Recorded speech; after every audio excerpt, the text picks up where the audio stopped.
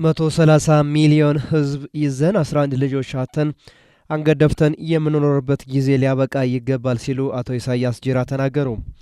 የኢትዮጵያ እግር ኳስ ፌዴሬሽን የ2017 ኮከቦችን እውቅናና ሽልማት በትናንትናው ዕለት በሃርመኒ ሆቴል ሰጥቷል።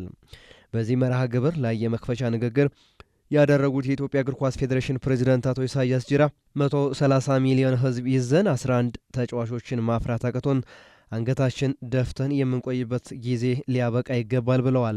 በተለይ ደግሞ የኢትዮጵያ እግር ኳስ ፌዴሬሽን ከ4 ዓመት ወዲህ በወጣቶች ላይ በሰራው ስራ ወጣት ቡድኑ ከ22 ዓመታት በኋላ ዳግም ወደ አፍሪካ ዋንጫ መመለሱን አስታውሰው ይህን ውጤት ለማስቀጠል ክለቦች ላይ ወጣቶች የግድ መስራት አለባቸው ሲሉ አሳስበዋል።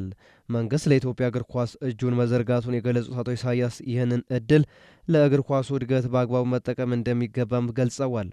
ክለቦች ከ15ና ከ17 ዓመት በታች ቡድን የግድ ማካተት እንዳለባቸውም ተጠይቋል።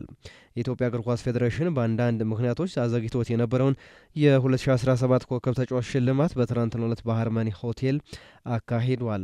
የኢትዮጵያ ሴቶች ፕሪሚየር ሊግ ኮከቦችን ስንመለከት ኮከብ ተጫዋች እሙሽ ዳንኤል ከሐዋሳ ከተማ የ100 ሺህ ብር ሽልማት ሲበረከትላት፣ ምርጥ ግብ ጠባቂ ታሪኳ በርገና ከኢትዮጵያ ንግድ ባንክ 50 ሺህ ብር ሽልማት፣ ከፍተኛ ግብ አስቆጣሪ በ22 ግቦች ሴናፉ አቁማ ከኢትዮጵያ ንግድ ባንክ የ100 ሺህ ብር ሽልማት፣ ኮከብ አሰልጣኝ ብርሃኑ ግዛው ከኢትዮጵያ ንግድ ባንክ የ85 ሺህ ብር ሽልማት፣ ምስኩን ዳኛ ዮርዳኖስ ሙሉጌታ 60 ሺህ ብር፣ ምስኩን ረዳት ዳኛ የትምወርቅ ሴባ 50 ሺህ ብር ተሸልመዋል።